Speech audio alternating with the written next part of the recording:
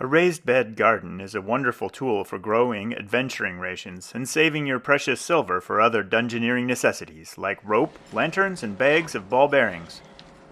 They allow the ground to thaw early in the season, so your seeds can get into the soil. They are also a terrific sign to your neighborhood druid that you don't mean to cause any trouble in his verdant wilderness, that is, unless you cut down some of his trees in order to do the deed. Fortunately for me, the power company sent a crew out a few days ago to clear branches that might fall in the power lines and impede the flow of electricity or telepathy or whatever. They cut down several birch trees and left the logs lying around like so many dispatched dryads. I peeled some of the bark for a later project, then started shaping the logs. I could have just cut the logs to length and set them around my intended garden, but I figured that then they would roll out of place and my dirt would go everywhere. I decided to make 2 flat sections at the end of each log so that they would interlock and keep each other in place. I did this by using my pruning saw to first cut halfway through each side on alternate sides, and then to split out the wood rendered vulnerable by that cut with my axe.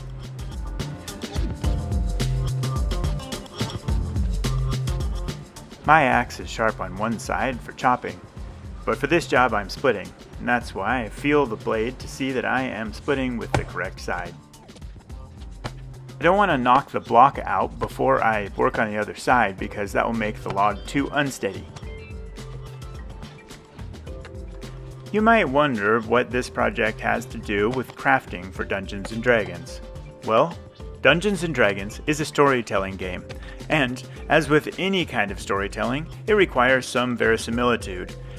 Because I am building this garden in front of my actual house, it is something that somebody might actually do. Maybe somebody living in the aforementioned druidic woods. I'm hoping that when I put this on the table in front of a house, my players will think, oh, that is the kind of thing that somebody might do if they had a homestead in the middle of the druidic woods. So I found some sticks in those self-same druidic woods, and I cut them down, only not at the behest of the power company. These twigs have a nice papery bark, which is kind of similar, although on a much smaller scale, to the birch bark on my real logs. These sticks are also much easier to cut. I cut the same pattern of notches in these sticks as I did with my real logs, only using a crafting knife instead of an axe and a saw. I carried the logs to the location where I wanted my garden. This is a lot harder in real life than in my crafting garden because these logs are still green and are quite heavy. Even though cutting the notches in these twigs is much easier than with the saw and the axe, you still need to be careful so you don't cut your fingers. There's a slight downhill slope to the ground where I set the garden, so I placed the log strategically so that I could get the maximum depth of dirt with only a single layer of logs.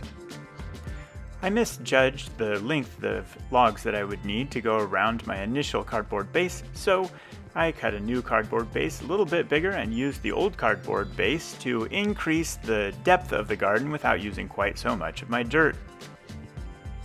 I ended up filling both gardens with the same dirt, only the dirt that I used on the small garden was dirt that I had sifted through a sieve and sterilized and dried out in the oven. It was much easier to fill the crafted garden than the outside garden, but I still managed to make a mess when I added water and glue to hold the dirt in place. I probably should have set some sort of barrier, like brown paper, on the bottom of the garden before I started adding dirt, but I didn't have any brown paper and I didn't want to wait. Probably will mean more weeding for me next year. We'll see how it goes. After the dirt in my crafted garden was mixed into a nice gluey mud, I added one more layer of dirt and dumped off the excess in order to give it a nice dirt appearance.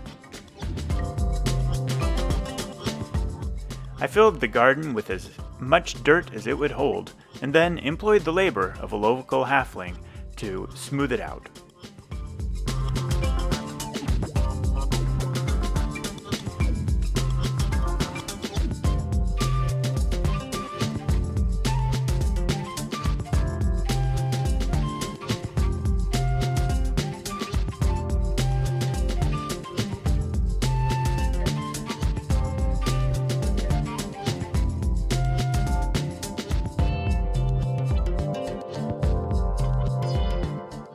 Back at the crafting table, the sticks I used are not birch, but I want them to look like they are birch logs. They're also very soft, so I painted them with a little bit of black paint mixed with Mod Podge and let that dry.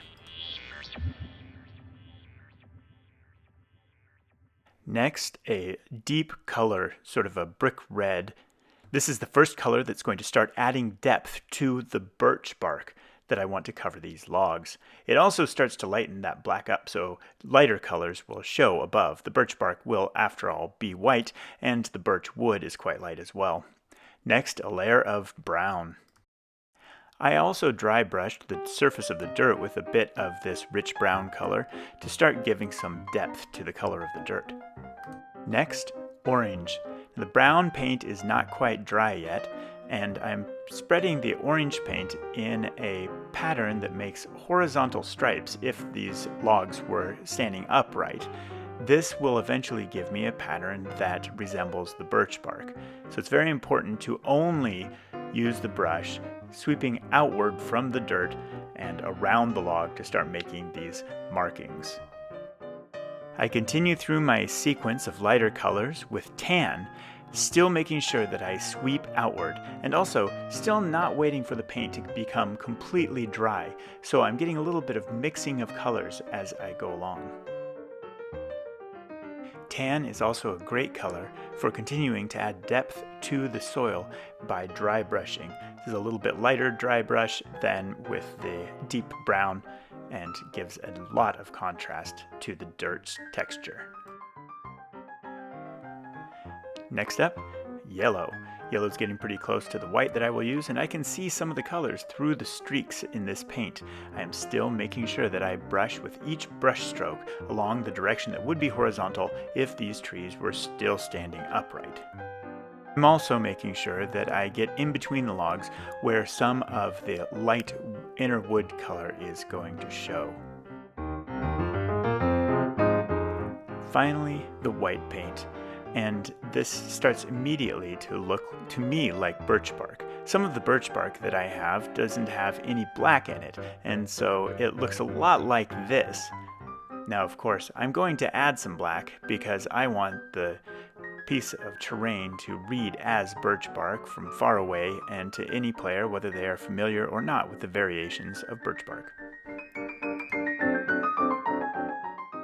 For my black stripes, I actually used a 50-50 mixture of deep brown and black. This painting of stripes step is where using natural wood came in really useful. Birch bark has a tendency to become dark where it is cut, broken open, or split, and so I used the places where the stress would be greatest on the bark to guide my painting. So instead of feeling like I was painting a black and white striped zebra log, I was able to read the shape of the sticks to guide my placement of these black stripes, giving me a more natural look. Birch wood is very light in color, and I've been painting all along up to yellow. Now for my last two layers, I use a mixture of pink, yellow, and white, followed by just pink and white mixed. And finally, it's time to plant my garden.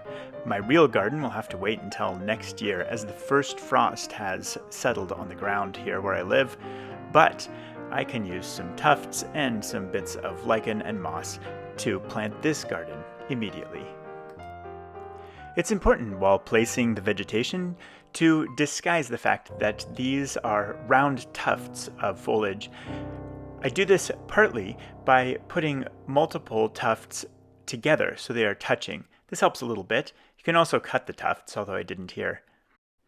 This garden may end up being the perfect place to hide a couple of twig blights, or to have a scarecrow perched who may come to life or bear a secret message. The knots in the wood may also be clues to the location of secret hiding places. Even if you have no strategic use for this garden in your tabletop game, it will add a richness of depth to the world of your storytelling. Here is my real garden, ready to wait through the winter, and here is my crafted garden, ready to set out on the table. Thank you for watching. If you've enjoyed this video, please leave a comment or press the like button. And as always, thank you for your valor.